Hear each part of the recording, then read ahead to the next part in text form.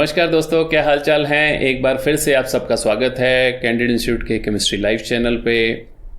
दोस्तों, मैं हूं सुमित कुमार, एक बहुत ही इम्पॉर्टेंट डिस्कशन के लिए आप सब लोगों के सामने। दोस्तों, अभी बहुत एक शोर चल रहा है कि hashtag postpone neat and JEE main, है ना।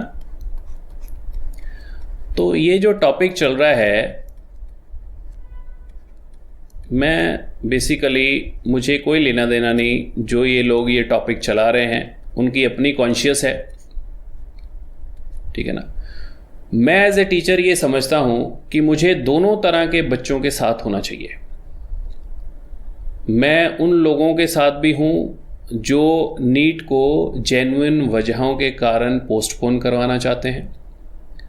मैं उन लोगों के साथ भी हूं जो इस सिचुएशन में ब्रेवली एग्ज़ाम देने के लिए विलिंग है ना। दोनों मेरे स्टूडेंट हैं, तो मैं दोनों के साथ हूँ, चाहे जो एग्ज़ाम देना चाहते हैं उनके साथ भी, जो एग्ज़ाम नहीं देना चाहते उनके साथ भी।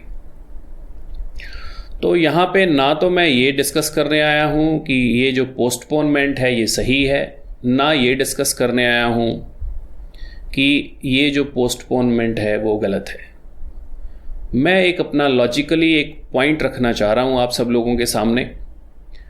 आप सब लोग जितने भी बच्चे जेईई और नीट के एग्ज़ाम में अपीयर होने जा रहे हैं, उनमें से कुछ ड्रॉपर्स हैं और कुछ जो है अभी फर्स्ट टाइम अपीयर हो रहे हैं।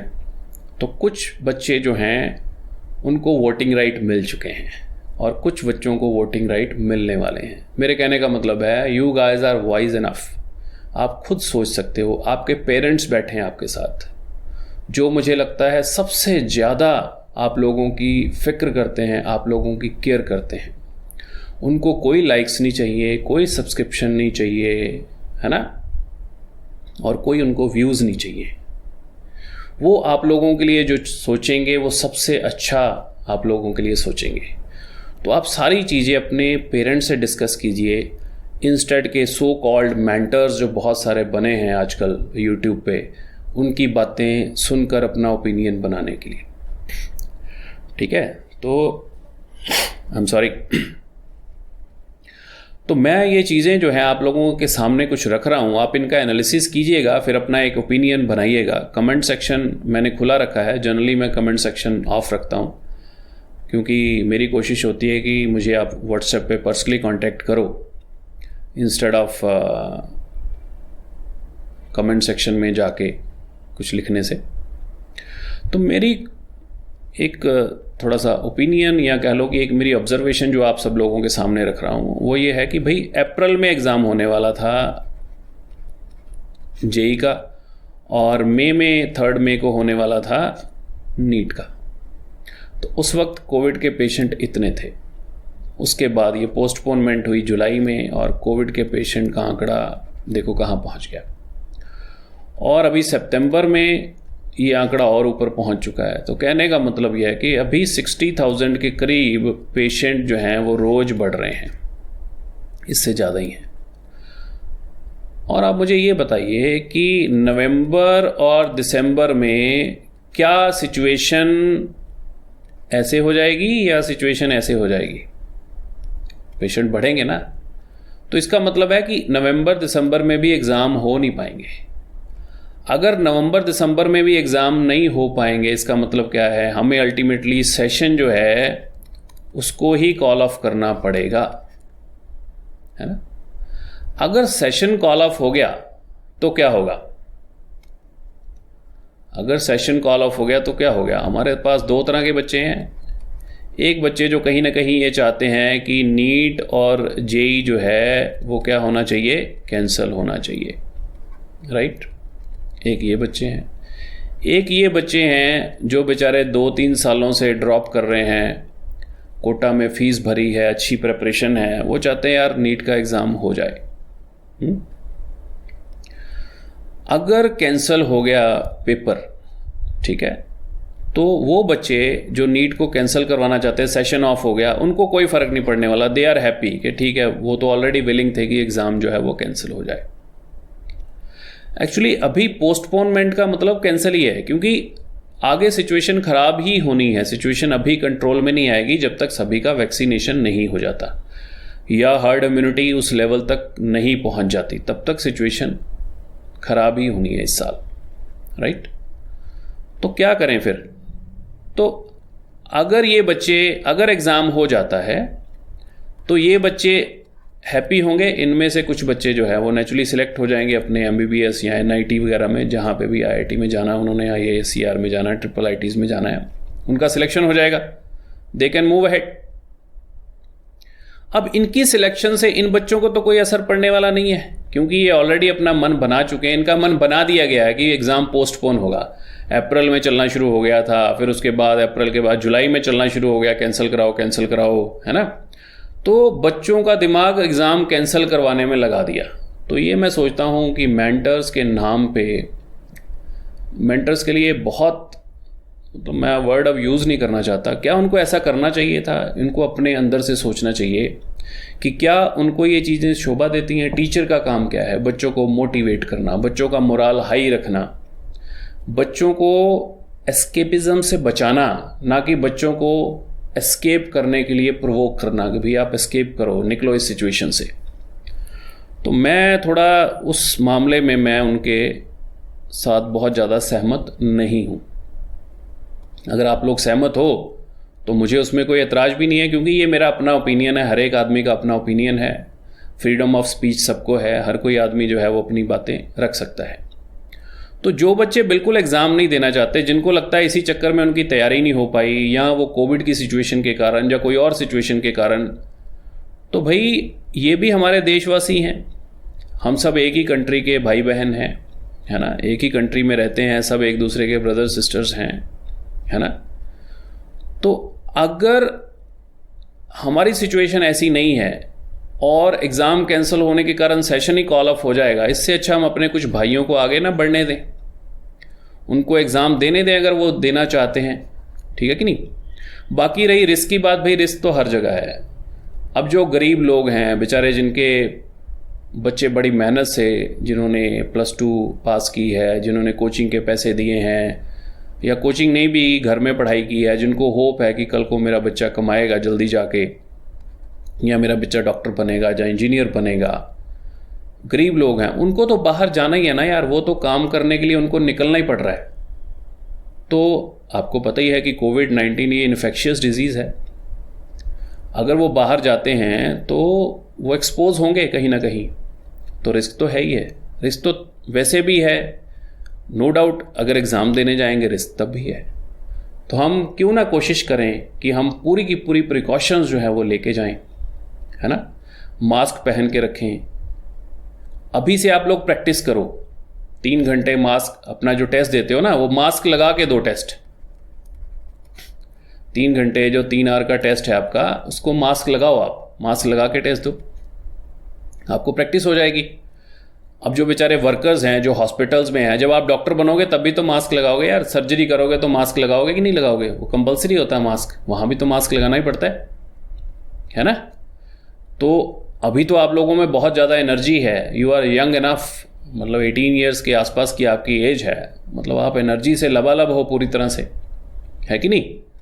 सो कहने का मतलब ये है कि आप इन चीज़ों पे ध्यान दो, आप इन चीज़ों को सोचो, और ये जो एग्ज़ाम पोस्टपोन के पीछे भागने की बजाय आप लोग अभी डट के अपनी तैयारी करो, सारी चीज़ें रिकॉल करो। पहला एक साइकिल बनाओ कि मैंने 5 दिन में पहले सारी रिवीजन करनी है, फिर 3 दिन में करनी है, फिर 2 दिन में करनी है, फिर 1 दिन में सारी रिवीजन कर लेनी है, ठीक है ना। टॉपिक्स लिखो, आंखें बंद करो और रिकॉल करो, रिवीजन हो जाएगी आपकी, ठीक है। You always don't need copy and pen to revise the things to study, ठीक है। तो ये चीज़ें जो है आप कीजिए।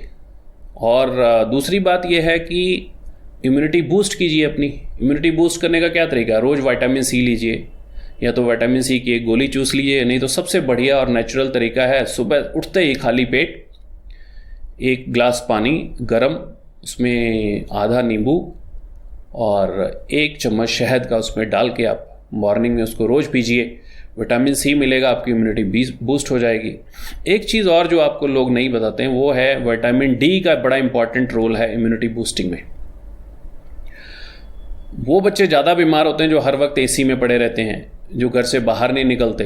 तो सुबह सुबह उठिए, सुबह सुबह जब जस्ट धूप खिलने वाली होती है उस वक्त जाके 15 मिनट 20 मिनट धूप में सूरज की ओर पीठ करके आप बैठिए, और उससे क्या होगा कि आपको विटामिन डी जो है आपकी बॉडी में बनेगा, आपकी इम्यूनिटी जो है वो बूस्ट होगी।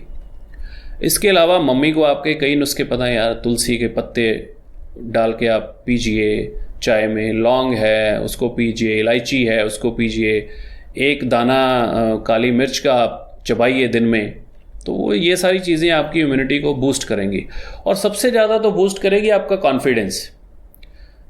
मतलब आप अपना कॉन्फिडेंस हाई रखिए। कॉन्फिडेंस सारा हमारी बॉडी में क्या है, केमिकल्स हैं, है ना। एक छोटी सी बात होती है हम लोग उदास हो जाते हैं, एक छोटी सी बात होती है हम लोग खुश हो जाते हैं। कैसे होते हैं खुश?